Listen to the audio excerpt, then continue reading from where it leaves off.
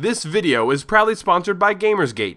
Download games anytime, anywhere. Visit Gamersgate.com.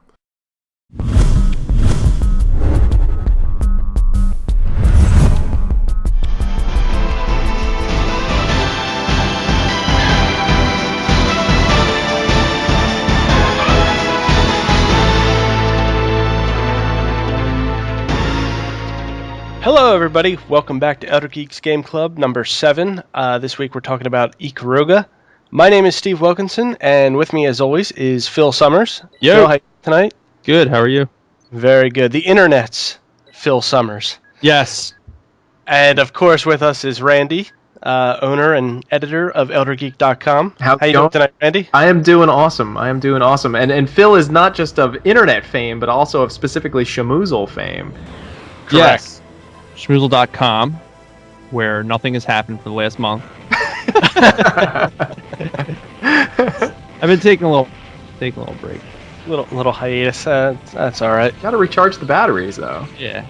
Focusing on the game club here, you know? That's right. And we're ready to talk about some shoot 'em up shmup action. Well, for the uninitiated, why don't we, this is probably going to be our first one on YouTube. Why don't we explain to everybody how Game Club specifically works? Yes. So the Game Club, how it works is it's essentially a book club for video games in podcast form. And so what we do is we put up a poll for our audience. We ask everybody to vote on the game that they would like to play, as well as the game they'd like to hear us talk about. And then over a period of about 2 weeks, we all play through the game, collect our thoughts, we reach out to the audience, ask them for their thoughts and opinions, and then get together every other Tuesday night and we put it together in a nice, easy-to-swallow podcast. And that's pretty much it in a nutshell. So, yeah, if you're listening to this and you want to participate, we ask you to head over to the site and vote for what you want to play. ElderGeek.com. Head over there. It's what you want to play, and we want to know what you think of it as well, and yeah, we want the audience to take part in it. So that's really one of the big components of the show for us, as we were kind of coming up with the idea of how we wanted it to work was audience participation is kind of key on this one, because the three of us can put our thoughts together and everything, but we really want to have that interaction right with the people who are listening. Also, it's also a great way for me. This is an awesome kind of way to pick up on the smaller games that we might have missed as time has kind of gone by. We don't do huge games because it's kind of tough to do a huge game with our current schedules and everything like that. We try to touch on indie games and smaller games from the past that people might have missed. So in that case, it is like a book club. It's this appreciation of things past. Right. And we know people. I mean, I was even thinking today, when we hit like the November month, when people are just playing all the new releases, and it's just like, are people going to be interested in playing whatever kind of game club we come up with, game club game we come up with at that point? So yeah, I mean, that's why we're choosing what we think are shorter games or something a little easier to digest, other than your average 8 to 20 hour game. Right, or even something that it maybe, as far as from a monetary point of view, isn't going to have quite as much of an investment for them. Right. Because obviously, it's that time of year, and we all want to play, the Gears of Wars and all the stuff that's coming out. Let's get into a little history about Ikaruga. Yeah, Phil, why don't you take it away? Yeah, sure. So Ikaruga is created by Treasure, a great Japanese gaming company that was spun off from ex-Konami employees back in the day, and went on to make lots of games that you've probably played, like Gunstar Heroes, Sin and Punishment, Ikaruga, Radiant Silvergun, which was just released on Xbox Live, stuff like that. And speaking of Radiant Silvergun, Ikaruga is sort of like a semi-sequel to it. It's cool. It's interesting because Radiant Silvergun really, to me, shows, since I've just downloaded it this week, I've only waited like 10 years to play this game, really shows where shooters have gone over those last few years. It's kind of like the pinnacle of your typical shooter from those days, and I feel like Ikaruga, when that came out, is like, this is what shooters are now becoming. So it's like the tail end and the beginning of what shooters are. Ikaruga kind of introduced that whole bullet hell concept. So It's developed on Sega's Naomi arcade board. That's basically Dreamcast hardware in arcade form. Lots of games from the early 2000s used that stuff, like Marvel vs. Capcom 2. All ran on Naomi. It was developed by a small team of like 4 people. It was brought to Dreamcast in 2002. It was ported to GameCube 2003.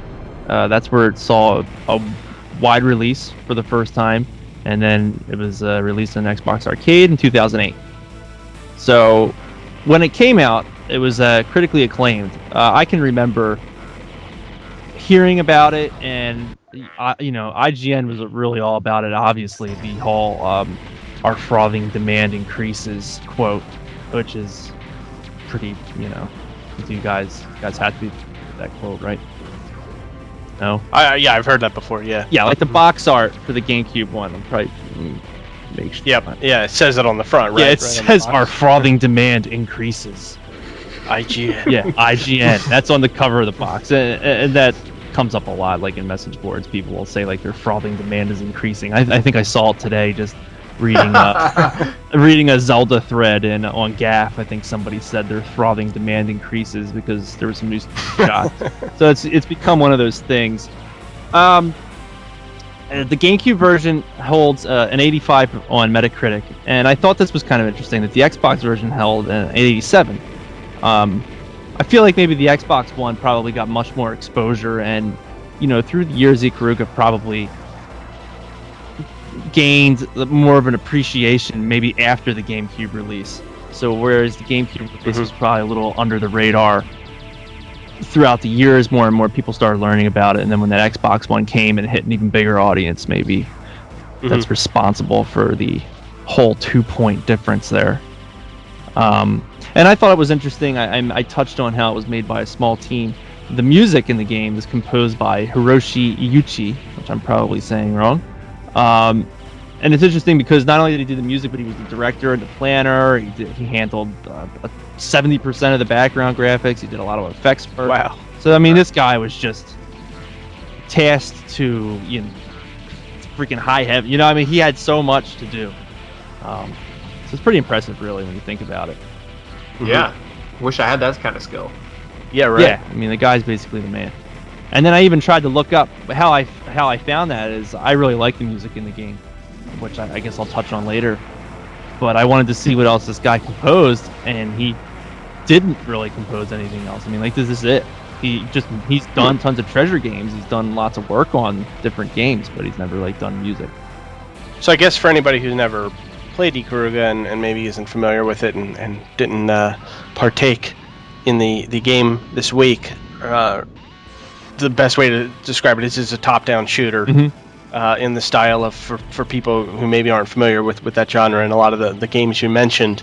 If probably the one people would know the most would be like 1942 or 1943, like that style of game. Yep, right. Only way more over the top.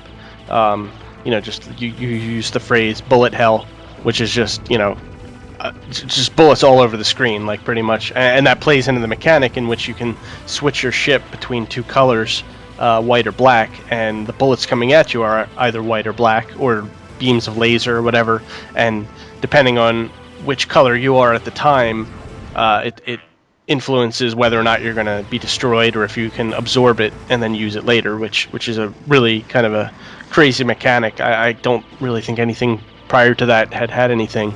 No, that sort of mechanic in it.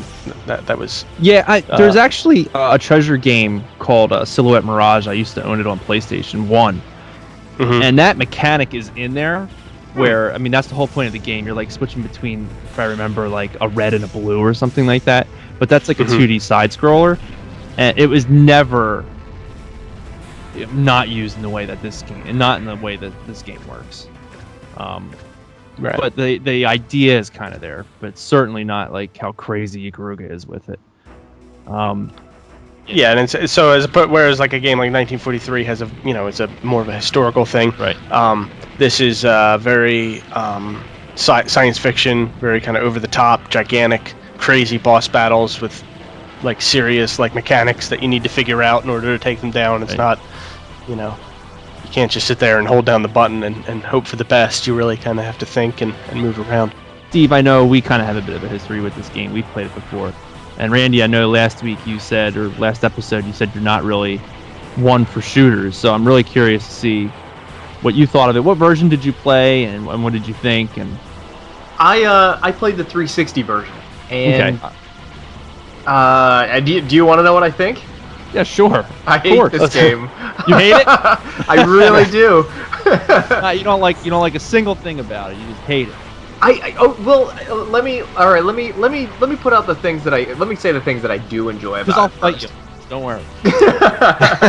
I really enjoy. I think graphically, it's a triumph. I really do. I think it is eye candy through and through. I really enjoy that on screen it actually does the taller monitor effect, which a lot of people, I don't know whether or not they're hearing this, but that's very reminiscent to arcade type of setup. It would be the old CRT monitors just kind of turned on their side to give that taller appearance for shooters.